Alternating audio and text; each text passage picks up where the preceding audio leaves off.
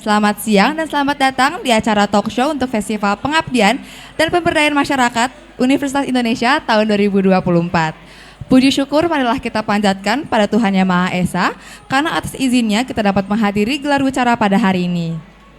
Perkenalkan, saya Naura Nevita, mahasiswi FIB Program Studi Rusia Angkatan 2023 yang akan memandu acara hari ini. Kita akan masuk ke mata acara utama, yaitu sesi diskusi hasil pengabdian dan pemberdayaan masyarakat Tim Pengmas Universitas Indonesia.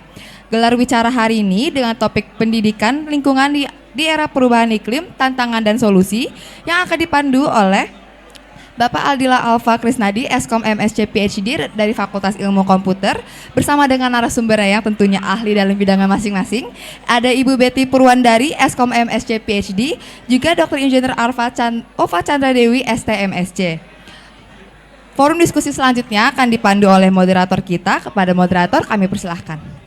Baik, Assalamualaikum warahmatullahi wabarakatuh. Selamat siang para hadirin di talk show Festival Pengabdian dan Pemberdayaan Masyarakat Universitas Indonesia tahun 2024 yang pada siang hari ini temanya adalah pendidikan lingkungan ya. Jadi pendidikan lingkungan, tantangan dan solusi menghadapi perubahan iklim. Mungkin sebelum saya perkenalkan kedua narasumber kita, saya sebenarnya tergelitik begitu ya, atau bukan tergelitik tapi merasa pas begitu dengan setting tempatnya ini, karena saya ngelihat bannernya ada beberapa quote yang sangat pas begitu ya dengan tema kita pada siang hari ini. Yang di belakang saya itu ada quote dari Audrey Hepburn, "Water is alive and clean water means health." Wah, ini sesuatu yang pas banget dengan tema kita ya, sustainable pendidikan lingkungan. Lalu yang di sebelah sana ada "Transition to clean energy is about making investment in our future." Dan of course salah satu bagian dari investasi masa depan kita adalah pendidikan. Nah, jadi pendidikan lingkungan dalam menghadapi perubahan iklim ini. Nah, tanpa berpanjang lagi saya akan langsung perkenalkan kedua narasumber kita. Yang pertama adalah Ibu Betty Purwandari, PhD dari Fakultas Ilmu Komputer. Beliau adalah dosen dan juga koordinator prodi Magister Teknologi Informasi di Fakultas Ilmu Komputer. Silakan Bu, langsung aja di situ. Kemudian yang kedua adalah Ibu Dr. Ova Chandra Dewi dari Fakultas Teknik Departemen Arsitektur ya. Silakan Bu Ova. Baik. Ya. Ini dua narasumbernya mewakili mungkin barangkali kutub atau bukan kutub ya, spektrum yang agak berbeda begitu ya. Jadi kalau Bu Betty ini di teknologi informasi, kalau dari judulnya teknologi informasi mungkin nggak langsung orang terbayang terkait dengan pendidikan lingkungan, tapi saya rasa di belakangnya ada banyak yang bisa dikaitkan begitu ya dengan teknologi informasi. Bu Betty sendiri adalah dosen di Fasilkom UI yang bidangnya terkait dengan sistem informasi, rekayasa perangkat lunak, dan juga salah satu keahlian beliau adalah ICT for Development. Nah, itu adalah sesuatu yang sangat terkait juga dengan pendidikan dan juga perubahan-perubahan global akibat climate change ini ya. Bu Betty adalah lulusan dari sarjananya dari Ilmu Komputer Universitas Indonesia, kemudian mendapatkan Master of Science dari University College London dan PhD dari University of Southampton. Kemudian narasumber yang kedua adalah Ibu Dr. Ova Chandra Dewi. Beliau bidangnya adalah architecture and sustainability ya, dan teknologi lingkungan ya. Jadi cukup banyak penelitian beliau sangat terkait dengan bagaimana menghadapi perubahan lingkungan akibat, salah satunya tentu akibat perubahan iklim. Beliau mendapatkan gelar sarjana dari Universitas Indonesia, kemudian master dari TU Berlin, dan doktor dari TU Hamburg ya Bu ya. Ya. Baik, kita sebelum atau kita nanti caranya kurang lebih begini, saya nanti akan minta Bu Mungkin mulai dari Bu Ova dulu kali ya, dari Bu Ova untuk memberikan semacam opening pitch begitu ya kira-kira mengenai tema kita hari ini. Eh,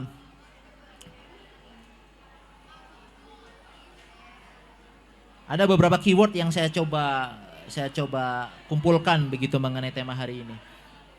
Yang pertama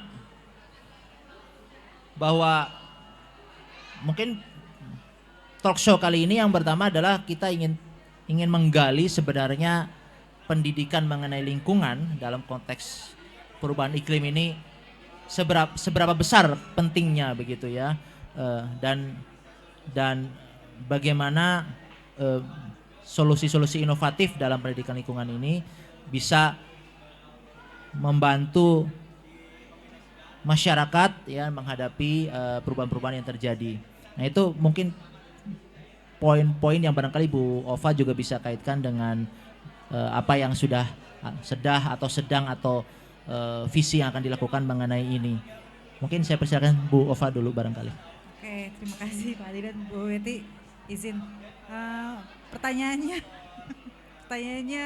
kena banget ya. Sebenarnya kalau kita ngomongin edukasi terhadap perubahan iklim itu nggak kenal usia, nggak kenal gender juga. Nggak mesti gara-gara kita adalah dosen terus kemudian kita mengedukasi. Karena yang namanya perubahan iklim itu temperatur global semuanya ngerasain, kekeringan semuanya ngerasain gitu. Mungkin bisa berangkat dari manusia itu sendiri. Kalau misalnya nggak kena batunya dulu, biasanya kita nggak mau berubah. Dari yang paling gampang penggunaan sampah ya, penggunaan kembali dan sebagainya seperti itu. Makanya mungkin kalau misalnya ditanya bagaimana pengaruhnya seperti apa, itu kita lihat aja dari behavior kita sehari-hari ya, perilaku kita seberapa sustainability ya, prinsipal yang kita terapkan dalam kehidupan sehari-hari. Mungkin itu dulu ya. Makasih Pak Adila. Oh ya, baik, terima kasih Bu Ova. Mungkin disambung ke Bu Betty nih. Bu Betty dari sisi bidang keilmuan Bu Betty sendiri gitu ya, teknologi informasi. Kira-kira apa yang bisa menjadi impact begitu ya dari penggunaan teknologi informasi dalam memperkuat pendidikan lingkungan ini? Terima kasih banyak Pak Adila. Kalau dilihat disuruh nih ya, setiap orang pegang HP di sini ya. Dan seringkali HP-nya lebih dari satu gitu. Dan di balik HP itu tentu ada bidang teknologi informasi dan komunikasi. Baik itu softwarenya, hardwarenya maupun jaringannya. Mati mobile data, mati semuanya di sini gitu ya. Nggak ada wifi, nggak bisa komunikasi. Jadi sebetulnya bagaimana kita bisa menggerakkan seluruh lapisan masyarakat untuk lebih menjaga lingkungan, mengurangi dampak perubahan iklim, tentu dengan segala sesuatu yang ada di HP. Dari yang receh, yang ringan seperti TikTok gitu ya, sampai ada pengukuran dengan Internet of Things, sensor-sensor yang bisa memberitahu kita kalau ada perubahan yang signifikan seperti curah hujan, kemudian itu nanti bisa mempengaruhi tanah longsor ataupun banjir.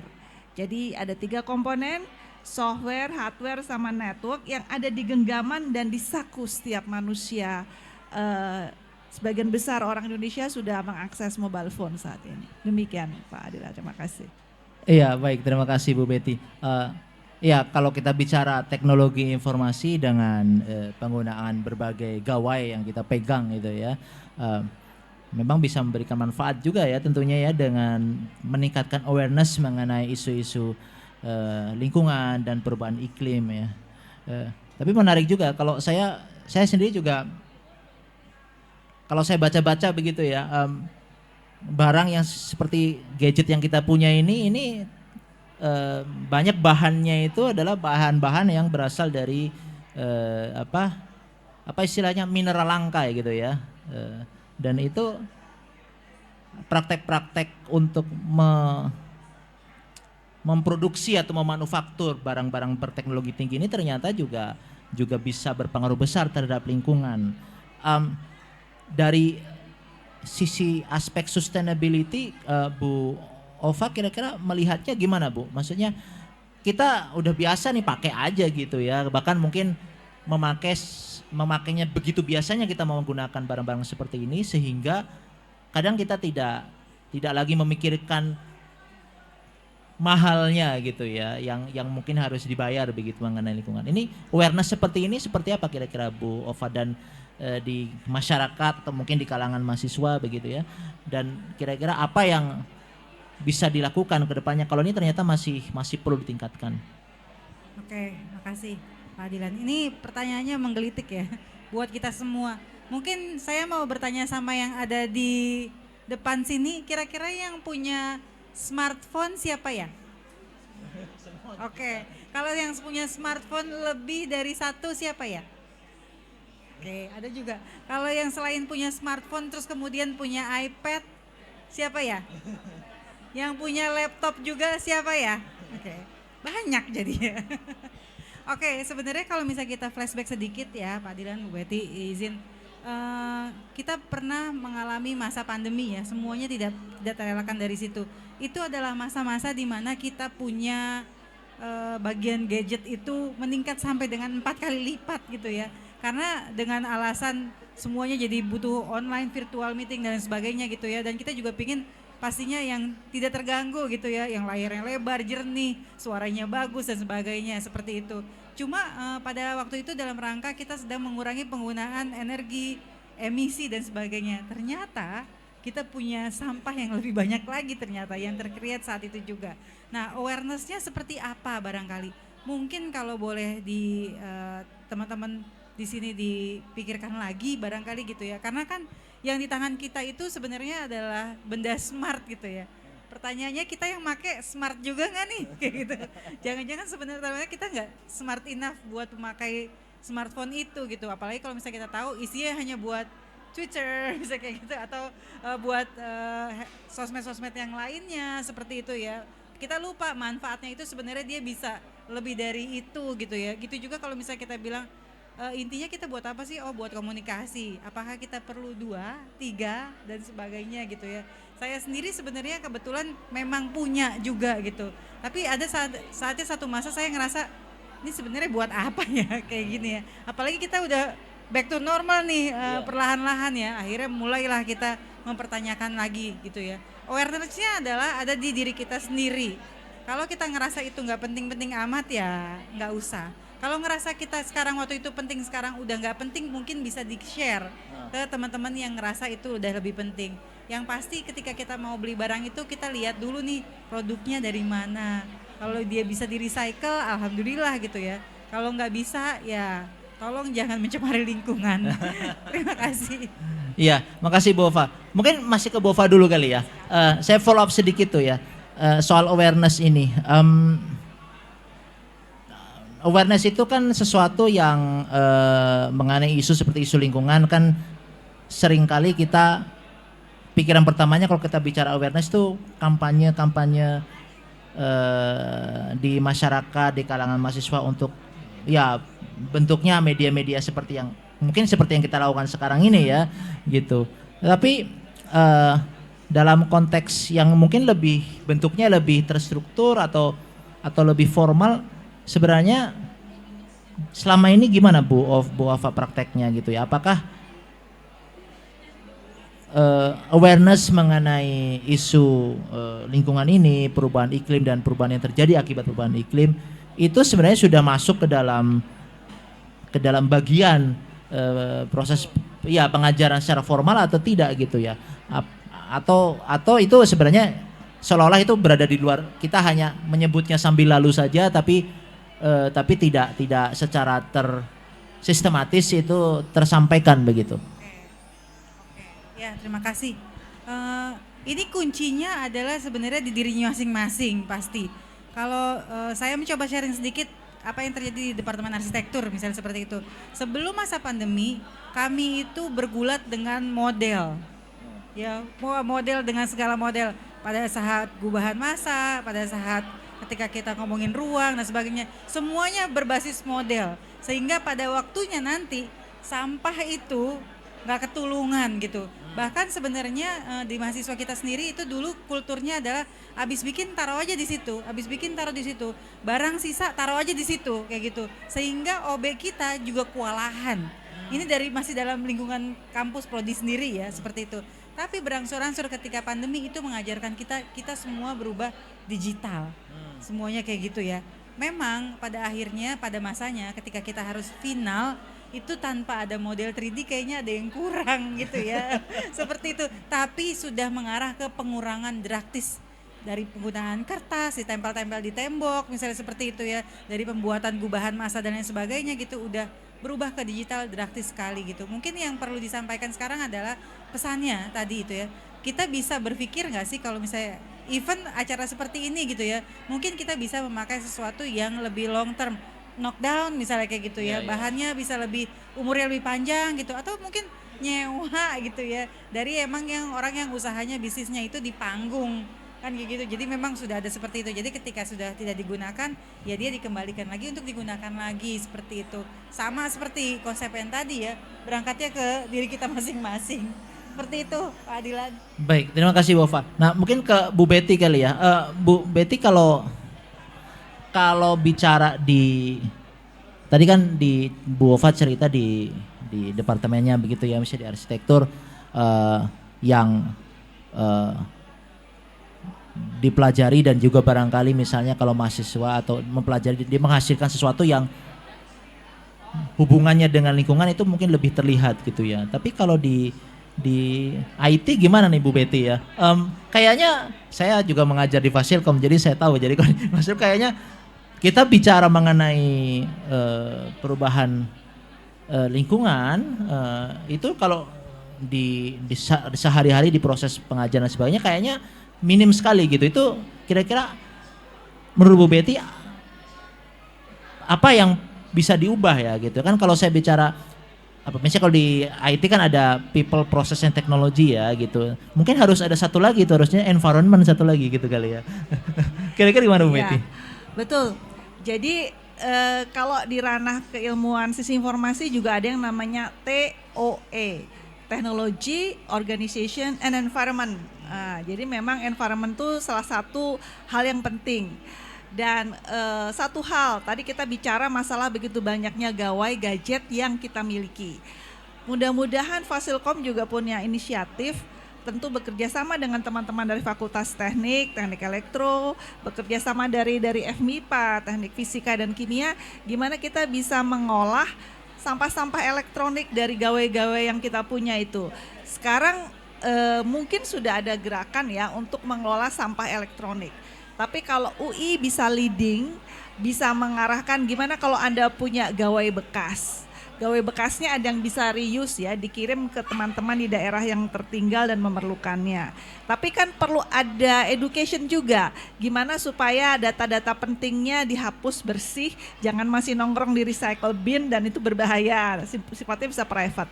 Dan yang lebih penting lagi, sampah-sampah elektronik, baterai yang berbahaya, juga mungkin ada limbah sedikit emas yang ada di dalam gawai-gawai kita gitu ya. Kalau UI bisa memiliki movement, gerakan untuk mengorganisir pengolahannya, itu kontribusinya luar biasa buat bangsa kita. Dan yang pasti kalau misalnya Pak Adila dan saya mewakili Fasilkom tuh fakultas cilik mentik di UI ini gitu ya. Tapi kita semua bernafas sekarang pakai software, hardware, dan jaringan. Jadi Fasilkom harus seperti udara ini yang mengalir ke Fakultas Teknik, ke Fakultas MIPA, juga ke Fakultas Psikologi. Gimana kita bisa menggerakkan paling tidak untuk mengolah limbah-limbah elektronik ini. Kemudian ekstrem yang lain, Pak Adila dan saya juga melakukan penelitian dengan large language model. Dengan begitu banyak computing power yang berada di ruangan ber-AC entah berantah. Anda pakai Google Clouds, itu servernya itu panas sekali. Dan untuk mendinginkannya, itu perlu AC yang memerlukan tenaga listrik begitu banyak. Dan penggunaan air seringkali juga diperlukan ya Bu Ova ya, untuk melakukan pendinginan. Dan kalau mau jujur, sebetulnya emisi yang dikeluarkan untuk mendinginkan server tersebut juga cukup signifikan. Jadi kalau boleh kita dari Fasilkom juga mengingatkan bahwa anything related to AI dengan segala macam computing powernya itu positif, tapi pikirkan juga dampak lingkungannya. Jadi jangan menyia-nyiakan computing power itu hanya untuk hal remeh-temeh, karena di balik situ itu ada begitu banyak tenaga listrik yang belum tentu sumber dayanya itu dari renewable energy, digunakan untuk mengenerate listrik dan mendinginkan server-server tersebut. Mahasiswa Fasilkom sepertinya kurang terekspos terhadap hal tersebut, dan seharusnya bukan cuma mahasiswa Fasilkom ya, karena penggunaan cloud oleh kita semua ya itu memang harus dijelaskan bahwa ada konsekuensi lingkungan yang besar juga di sana. Kurang lebih seperti itu Pak Adila. Baik, terima kasih Bu Betty. Ya, memang yang terakhir ini juga menarik ya, maksudnya secara umum bahkan ya infrastruktur teknologi informasi itu dia walaupun bagi kita tidak terlihat begitu ya, itu kayak kasat kayak yang nggak kelihatan aja gitu. Kita make sudah dalam bentuk gawai yang udah kecil seperti ini, kita tinggal ya dengan sangat mudah menggunakan, tapi di belakangnya ada sebuah infrastruktur yang besar yang membutuhkan energi besar untuk menjalankan, dan ini kayaknya kita juga mungkin perlu tahu ya.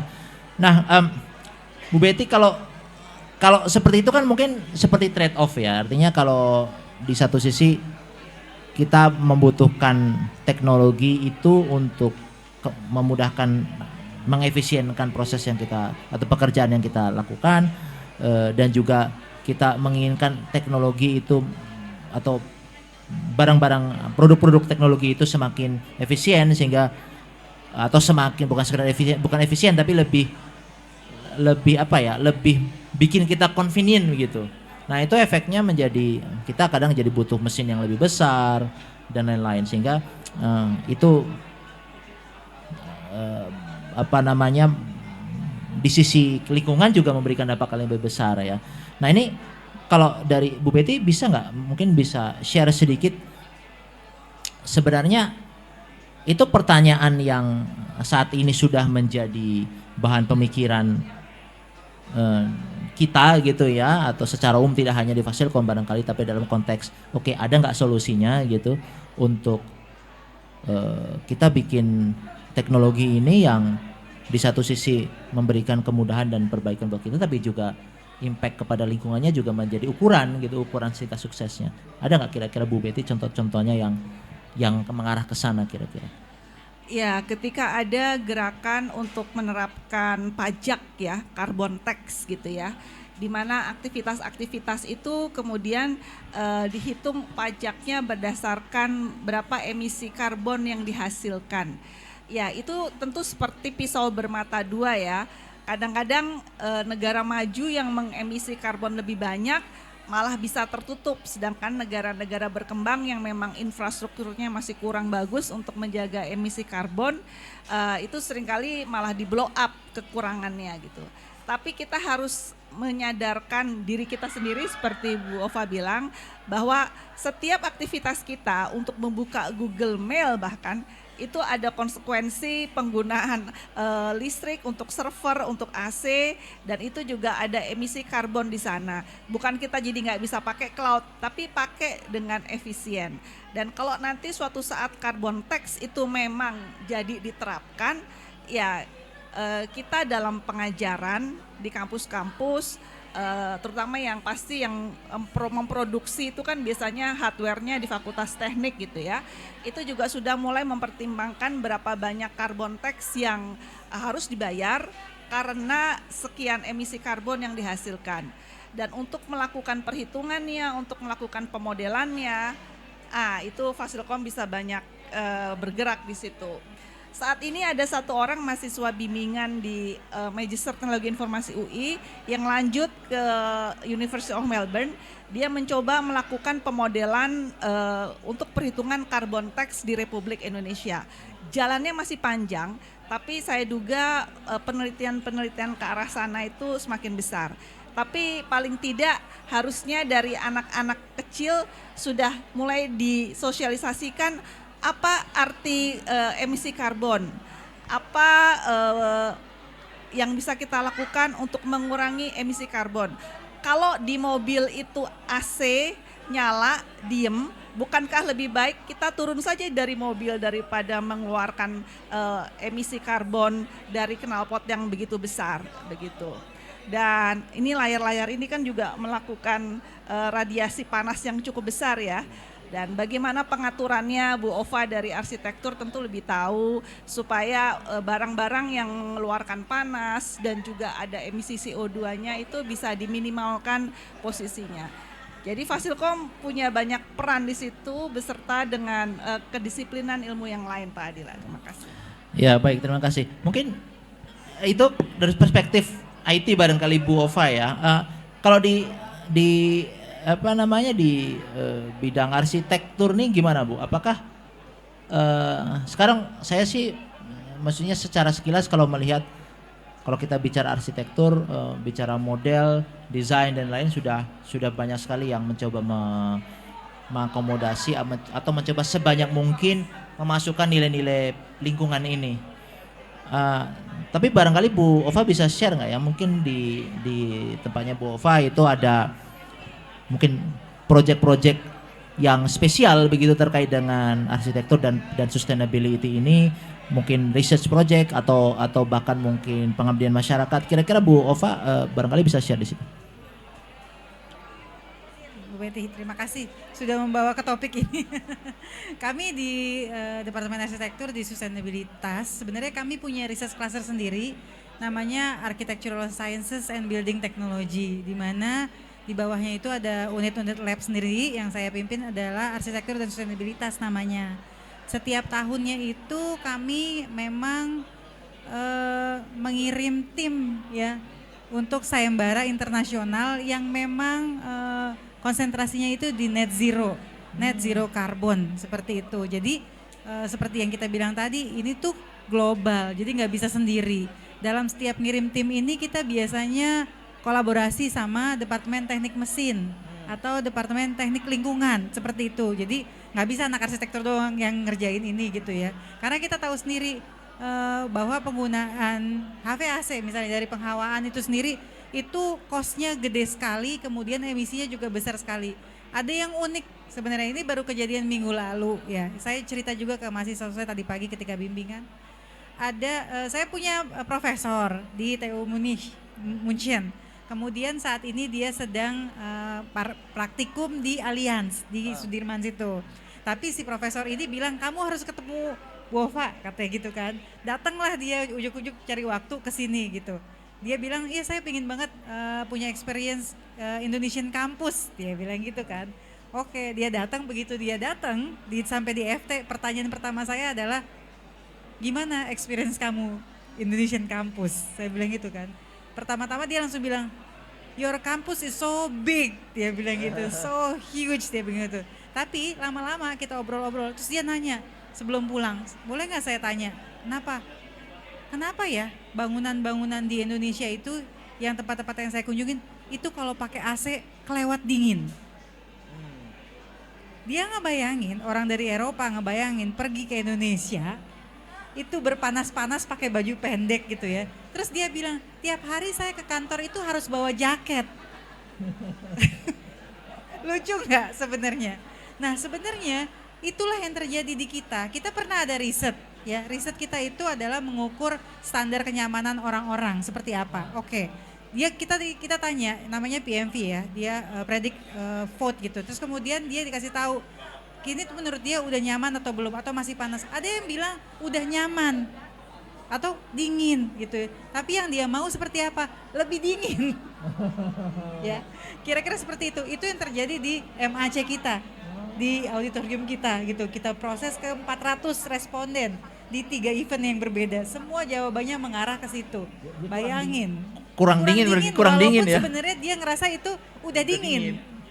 Jadi nggak tanggung-tanggung kenapa emisi kita selalu makin banyak, dan kita sebagai negara berkembang yang memang maksudnya sebagai negara tropis gitu ya, yang memang ketika lahir nih bayi udah lahir di negara tropis nih, tapi kan ruangannya udah ber-AC ya kan, terus kemudian dianterin lagi ke dalam mobilnya ber-AC, kemudian sebelum si bayinya itu pulang ke rumahnya, kamarnya udah disiapin sebagaimana mungkin supaya bayinya nggak kegerahan, misalnya seperti itu ya. Ya kira-kira seperti itulah yang terjadi. Kecil-kecil tapi terjadi di sekitar 12 juta orang-orang yang ada tinggal di Jakarta, rumah-rumahnya. Seperti itu, makasih. Iya, iya. Menarik Bu Ova. Saya jadi ingat pengalaman pribadi saya dulu gitu. Saya pernah tinggal di Eropa, di Jerman, pernah juga tinggal di Amerika gitu. Ya, tapi di kalangan Western people juga ternyata berbeda loh. Jadi kalau di Jerman saya mengalami kalau di sana tuh kayaknya kalau lagi summer itu nggak ada AC gitu. Jadi ya udah jendela dibuka aja. Biar udara masuk gitu, didesain of course bangunannya supaya enak seperti itu, tapi nggak pakai AC gitu. Jarang sih orang pakai AC di sana. Kalau di Amerika nggak, Amerika tuh itu AC banget gitu kalau di sana. Jadi kalau summer, iya jadi kalau summer itu lucunya saya dari rumah kalau mau ke kampus harus bawa sweater. Tapi di jalan nggak dipakai karena panas kan di luar kan. Dipakainya masih di dalam gitu. Itu berarti apa ya Bu Ova ya? Apakah itu sebenarnya attitude ya? Maksudnya mungkin karena kita pikiran pertama kita adalah kenyamanan. Jadi ya semakin adem semakin nyaman gitu. Tapi kita nggak pernah berpikir konsekuensi dari itu gitu ya barangkali Bu Ova ya. Oke, iya. Itu kembali lagi ke behavior. Selalu kembalinya ke diri kita masing-masing. Sama seperti kayak misalnya kita ngomong kontrakan, ya kontrakan kecil gitu ya.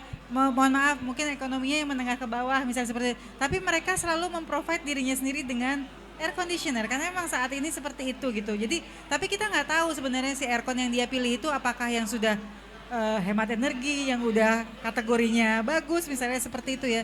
Dari situlah sebenarnya emisi-emisi itu tercipta terus menerus lagi dan lagi seperti itu. Karena memang lucunya seperti itu. Kita yang sudah di negara tropis ini selalu pingin dingin. Ya yang paling gampang misalnya ya kalau ada orang bule ada ketemu matahari, dia mencari matahari. Yeah. Kita ketemu matahari, kita ngadem. Termasuk saya sebenarnya. Begitu. Iya. Oke, mungkin satu lagi pertanyaan sekarang ke Bu Betty deh. Tadi Bu Betty sudah menyinggung sedikit tadi ya mengenai effort yang sifatnya harusnya interdisciplinary gitu ya. Kira-kira adakah mungkin Bu Betty mungkin pernah menjumpai atau barangkali pernah melakukan atau menjalankan, ada nggak bentuk yang mungkin bisa menjadi contoh gitu? Kegiatan yang sifatnya interdisciplinary, entah itu research atau pengembangan inovasi atau mungkin pengabdian masyarakat antar disiplin ini yang bisa berpotensi memberikan dampak yang baik bagi minimal awareness kita terhadap perubahan lingkungan atau bahkan mungkin memberikan solusi yang lebih konkret. Ada yang kira-kira Bu Betty pernah menjumpai kira-kira? Ya, jadi mungkin teman-teman semua sudah tahu bahwa hutan bakau itu sebetulnya solusi yang sudah disediakan oleh Tuhan yang Maha Kuasa ya, untuk bisa mencegah air laut masuk ke daratan, kemudian nanti daratannya bisa lama-lama ambles seperti kota Batavia yang makin lama makin turun gitu. Dan hutan bakau itu selain bagus juga untuk menahan masuknya air laut dengan abrasinya, dia juga bisa mencegah timbulnya terlalu banyak CO2 dan dia memproduksi lebih banyak O2 begitu ya. Dan beberapa inisiatif dari Ericsson yang saya pernah pelajari, Ericsson itu kan perusahaan telekomunikasi dan kuat di electrical engineering, ada juga computer science-nya di situ, membantu penanaman bakau di beberapa pantai terluar yang sangat rawan dengan abrasi air laut. Tetapi bedanya penanaman bakau yang dengan atau tanpa bantuan Ericsson adalah dipasang Internet of Things gitu ya, yang bisa mengukur humidity-nya, kemudian mengukur juga suhunya, juga mengukur naik turunnya air, sehingga bisa memonitor mana poin-poin, titik-titik di mana bakau itu harus ditanam dan di bagian mana tanaman bakau itu nanti mana yang bertahan, mana yang tidak. Karena kalau ditanam secara tradisional saja bisa jadi tidak semua tanaman bakau itu akan bertumbuh baik dan tidak mungkin ada manusia yang mengawasinya gitu ya. Tapi dengan sensor Internet of Things dikontrol dari jauh, itu pertumbuhan bakau bisa dipantau. Dan bisa dipantau juga kekayaan biodiversity yang muncul. Ketam-ketam, kepiting-kepiting, kerang-kerang kan secara natural tumbuh di situ. Dan dengan kamera yang bisa lebih mengukur itu 24 jam 7 hari seminggu, bisa kelihatan lah potensi kekayaan biodiversity yang muncul di sana. Itu kerjasama antara mereka yang dari ranah pertanian, hutan bakau, dengan electrical computer science dari Ericsson. Tapi kan tadi katanya Bu Ova, bukan Bu Yova, Bu Yova dosen yang lain. Bu Ova bahwa ini ada masalah manusia begitu ya. Berarti perlu ada teman-teman dari Fakultas Psikologi yang bisa membujuk masyarakat untuk tahu bahwa daripada gali pasirnya dijual, relakanlah ini hutan bakau. Dan perlu teman-teman dari Fakultas Ekonomi yang bisa mengukur return on investment-nya antara menanam bakau ini dengan tujuan jangka panjangnya dengan menggali pasir dan dijual gitu. Orang teknik, orang fasilkom agak susah mempersuasi masyarakat untuk itu gitu ya. Dan kemudian dibikin pola bisnis bahwa masyarakat di daerah hutan bakau tersebut juga mengembangbiakkan bakau dan itu dibeli oleh Ericsson. Jadi mereka punya berpikir, oh ya daripada saya dapat uang dari gali pasir, saya bisa menanam bakau, dibeli sama Ericsson dan sama Ericsson ditanamnya bukan di situ saja tapi di pantai yang lain. Dan nanti kalau ada biodiversity yang bertambah, mereka kan bisa mengkonsumsi binatang-binatang laut yang muncul itu ya, paling tidak untuk konsumsi sendiri, kalau berlebih bisa dijual. Itu contoh yang sangat bagus, ada interdisciplinary pengmas ya, dan itu bisa menyelamatkan lingkungan secara alamiah. Terima kasih. Baik, terima kasih Bu Betty. Nah mungkin ya ini saya masih ada waktu sekitar 15 menit nih. Barangkali saya mau mengundang teman-teman yang hadir di sini kalau ada pertanyaan atau komentar yang ingin disampaikan nih. Ada nggak nih dari teman-teman di sini? Silakan kalau ada ingin mau menyampaikan atau komentar.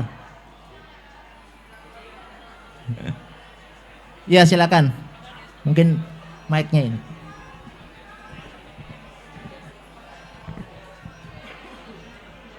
Ya baik, terima kasih Bu. Perkenalkan saya Kadek Dewi Cahyani dari Fakultas Ilmu Keperawatan. Yang saya ingin tanyakan, kebetulan saat ini saya sedang melakukan penelitian terkait dengan perubahan iklim Bu. Nah mungkin di sini kan juga dari ibu tadi sudah mendapatkan gambaran terkait dengan situasi yang ada di lapangan dan juga bagaimana pengaruh teknologi dan arsitektur. Nah yang ingin saya tanyakan Bu, mungkin untuk lebih memantapkan penelitian ataupun risetasi di kedepannya seperti itu. Kira-kira dari pengalaman Ibu menurut apakah bagaimana peran dari perawat khususnya di FIK ini ada perawat komunitas Bu, dan saya mengambil jurusan itu. Dan untuk rencana dari tesis saya ini adalah terkait dengan bagaimana pengaruh perubahan iklim terhadap kesehatan mental pada remaja. Mungkin mohon pandangan dan juga arahannya Bu. Terima kasih. Kadek. Oke, Mbak Kadek nih tadi. Mungkin siapa? Bu Ova silakan. Iya. Mangga, oke, terima kasih. Sebelumnya Mbak Kadek terima kasih pertanyaannya. Ya kami dari Fakultas Teknik khususnya gitu ya. Saya sendiri mungkin kenapa saya berada di sini karena memang sudah 5 tahun ke belakang itu saya dan tim itu punya riset Pengmas sendiri namanya pemanfaatan ruang terbuka ya untuk edukasi. Ya edukasinya apa saja gitu. Jadi sebenarnya kalau di boothnya Fakultas Teknik ada komik-komik saya. Ya. Ini komik-komiknya kecil-kecil buat anak SD setahun dibikinnya 2. Targetnya seperti itu. Jadi udah ada 10 komik saat ini gitu ya.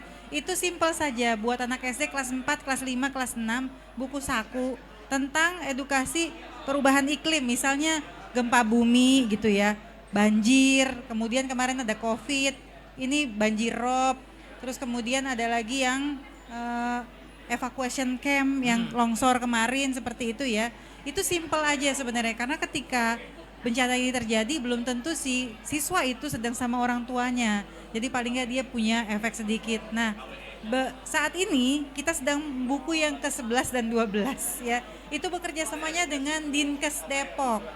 Ngomongin tentang stunting, tentang si kekurangan gizi. Nah, buat Mbak Kadek sendiri yang sebenarnya punya kesempatan ketemu dengan pasien-pasien gitu ya, mungkin bisa mencoba mengarahkan ke arah yang behavior yang lebih green gitu ya, dari cara mereka. Mungkin bukannya mau menyinggung, tapi kenapa ya kita bisa sakit ya gitu. Biasanya kan gak ada behaviornya sendiri ya. Adalah kesempatan yang bagus sekali Mbak Kadek bisa ketemu orang-orang yang bisa disalurkan pelan-pelan gitu ya, edukasinya terkait sama perilaku hidup sehatnya seperti itu. Tentunya kitanya harus jadi contoh dulu ya. Seperti itu barangkali Mbak Kadek. Terima kasih. Mungkin Mbak Betty mau nambahin? Ya, terima kasih banyak Mbak Kadek. Kalau keyword yang saya tangkap bahwa Anda bergerak di bidang keperawatan tapi untuk komunitas begitu ya. Kemudian ada kesehatan mental bagi remaja. Kemudian ada kemungkinan berbagai macam bencana yang itu sebagai dampak langsung atau tidak langsung dari perubahan iklim. Lalu pandangan saya langsung balik ke 2 minggu yang lalu ketika saya bertemu dengan salah seorang staf BMKG, Badan Meteorologi dan Geofisika. S1-nya tentu fisika, tapi S2-nya itu dari Fakultas Psikologi. Dan beliau sedang menyusun keberanian untuk studi doktoral bagaimana menyiapkan kesehatan mental bagi mereka yang menjadi korban bencana alam. Dan situ kan keperawatan komunitas sebagai ujung tombak. Yang paling ekstrim adalah gempa bumi di Palu, yang tanah terbolak-balik itu sangat menimbulkan trauma yang sangat besar.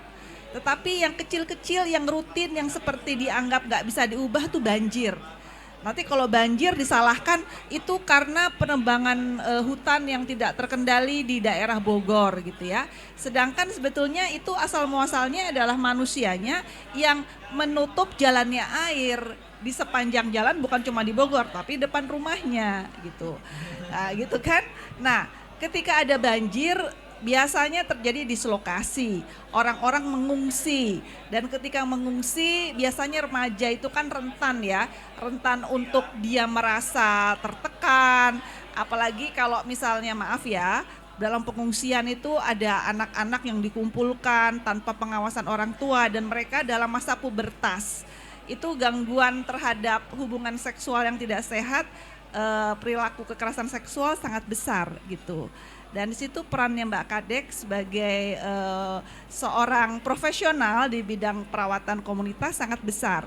Mencegah supaya para remaja itu tidak melakukan pilihan yang salah dan melakukan pendidikan apa yang mereka harus lakukan kalau terjadi bencana. Membantu orang tuanya mengungsi sampai belajar tanpa bantuan guru secara mandiri, dan kalau mereka dikumpulkan dalam satu ruangan besar sebagai pengungsi, apa yang harus mereka jaga, baik itu remaja pria maupun remaja wanita, supaya sehat, bukan cuma makan tetapi juga perilakunya juga tetap terjaga di sana. Kurang lebih seperti itu Mbak Kadek. Terima kasih. Baik, terima kasih Bu Betty, Bu Ova. Ya, ini ternyata dari pertanyaan ini kelihatan ya, jadi perubahan iklim dan juga lingkungan ini kemana-mana gitu ya, sampai ke kesehatan mental juga gitu ternyata. Ya, menarik sekali. Ini masih ada waktu nih, kalau ada yang ingin satu lagi yang ingin berkomentar, bertanya, silakan.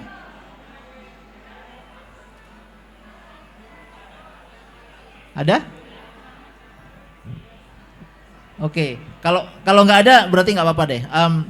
Mungkin karena kita waktunya juga sebentar lagi ya habis ya. Jadi saya langsung ke closing statement aja nih dari Bu Ova sama Bu Betty. Kalau closing statement itu biasanya ya Kadang kan orang bilang disuruh meramal gitu ya, tapi meramal kan susah ya. Tapi paling nggak outlook begitu, outlook ke masa depan. Ada beberapa hal yang menurut saya kalau kita bisa outlook, barangkali mungkin konteksnya Indonesia begitu, adalah satu, Indonesia itu negara kepulauan. Negara kepulauan itu merupakan negara atau yang pulau begitu ya, itu merupakan negara yang mungkin menghadapi risiko kenaikan muka air laut yang lebih besar daripada negara-negara lain gitu ya. Dan ini kan salah satu efek dari perubahan lingkungan, perubahan iklim. Kemudian yang kedua, Indonesia adalah negara yang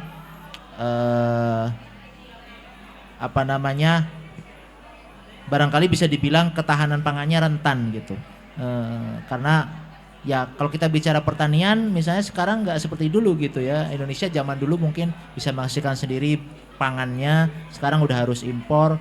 Kalau kita menghasilkan sendiri, musim tanam, musim panen segala macamnya juga tidak lagi teratur dulu gitu ya. Jadi kira-kira itu kan sepertinya potretnya kayak suram begitu. Nah, kira-kira kalau dari Bu Ova dan Bu Betty sebagai closing statement gitu ya, kira-kira apakah sebenarnya sesuram itu atau sebenarnya kita masih cukup optimis gitu, kita bisa ada hal-hal yang bisa kita lakukan ke depannya gitu untuk menghadapi hal ini. Mungkin itu barangkali, atau Bu Betty dulu, kalau tadi kan Bu Ova yang membuka ya. Terima kasih banyak. Kalau dengar kata-kata Pak Adilala tadi, saya langsung ingat lagunya Kus Plus. Bukan lautan, hanya kolam susu gitu ya. Laut yang dalam cukup menghidupimu. Tongkat ditanam jadi bisa singkong gitu kan. Jadi dibalik begitu banyak kekurangan negara kita berpuji syukur kepada yang punya semesta bahwa sebetulnya kita hidup di daerah yang sangat subur. Dibandingkan di gurun pasir di Saudi Arabia Timur Tengah yang kaya minyak, tapi kalau ditanam tongkat ya tetap aja tongkat gitu yang akan jadi singkong gitu. Jadi optimisme itu terus dijaga. Dan kita adalah bangsa yang banyak tersenyum katanya ya, berarti kita tetap punya optimisme, tetapi janganlah kita mengandalkan hidup kita terlalu banyak pada Tuhan yang Maha Kuasa tanpa berikhtiar. Berikhtiarnya tuh gimana gitu ya, ya sosial media sekarang TikTok isinya tuh banyak yang receh-receh, remeh-temeh, gimana kalau masing-masing gitu ya mengeluarkan jurus-jurus di titiknya untuk ini nanti selesai acara dibuang kemana ya tutupnya dan botolnya supaya bisa di reuse atau recycle. Kemudian setelah selesai acara ini mungkin bisa dipromosikan di TikTok bahwa 80% properti digunakan ulang lagi, tidak menjadi sampah. Kalau menjadi sampah, sampahnya bisa didaur ulang. Jadi tetap optimis, gunakan setiap teknologi yang ada, sereceh TikTok, sereceh apa yang kita pegang, sampah ini tidak lagi mengotori bumi. Demikian. Terima kasih banyak. Iya, Pak. terima kasih closing statementnya Bu Betty. Bu Ova silakan. Waktunya habis. Ya sekalian Waktunya closing udah habis ya, statement. Gak apa-apa, silakan Bu Ova. Oke, terima kasih banyak. Kita sadarin aja, apalagi kita orang-orang yang tinggal di Indonesia ya, negara dengan 2 musim. Kita harus bersyukur, yang pasti dari situ dulu. Kalau kita dengar apa musim sungguh tidak enak sebenarnya.